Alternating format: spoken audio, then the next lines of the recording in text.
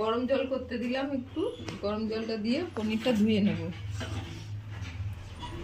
আলু, মটরশুঁটি আর ফুলকপি, ফুলকপিটা একটু ভাপিয়ে রেখেছি, হালকা ভাপিয়ে রেখেছি।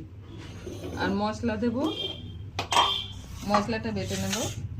এতে আছে জিরে, সাদা তিল, আদা, শুকনো লঙ্কা, কাঁচা লঙ্কা, আর এই টমেটো কটা দিয়ে দেবো, দিয়ে এটা পেস্ট করে নেব।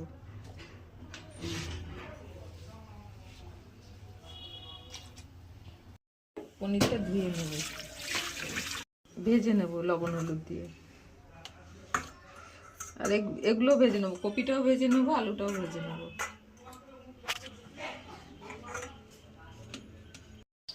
তেল গরম হয়ে গেছে, একটু লবণ দিয়ে দিলাম, একটু হলুদ দিলাম।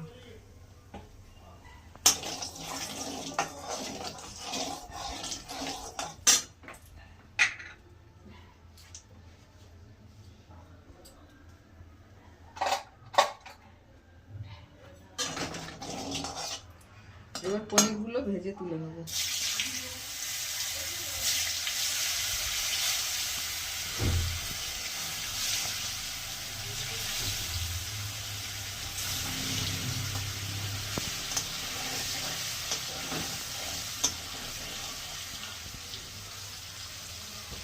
পনিরগুলো ভাজা হয়ে গেছে, তুলে নিচ্ছি।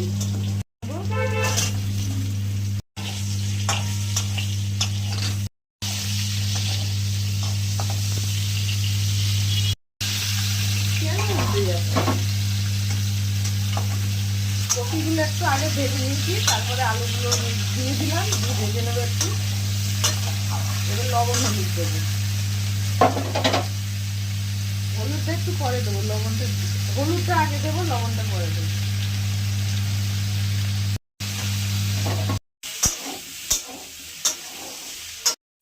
এবার ঢেলে নেবো, একটু তেল দেবো,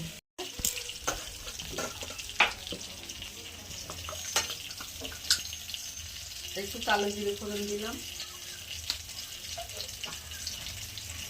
দুটো মশলাটা দিয়ে দিলাম, মিক্সচারে বাটিটা দিয়ে অল্প একটু জল দিয়ে দিলাম। কড়াইটা, মশলাটা ভালো করে কষিয়ে নেব। এবারে লবণটা দেবো, তখন লবণ দিইনি।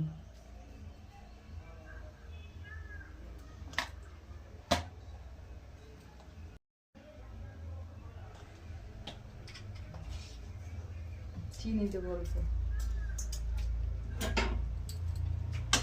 ভালো করে মশলাটাকে কষিয়ে নেব।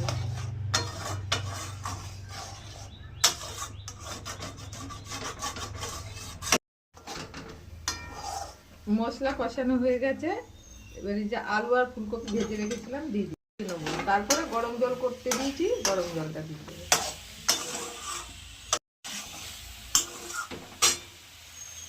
এই যে মটরশুঁটিগুলো দিয়ে দেবো, আর একটু কষিয়ে তারপরে গরম জল দেবো।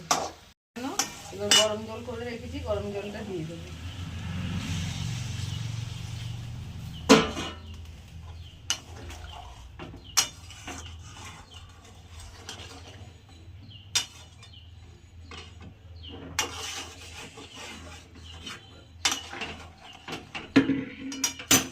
সবজিগুলো সব, এবার পনিরটা দিয়ে দিলাম।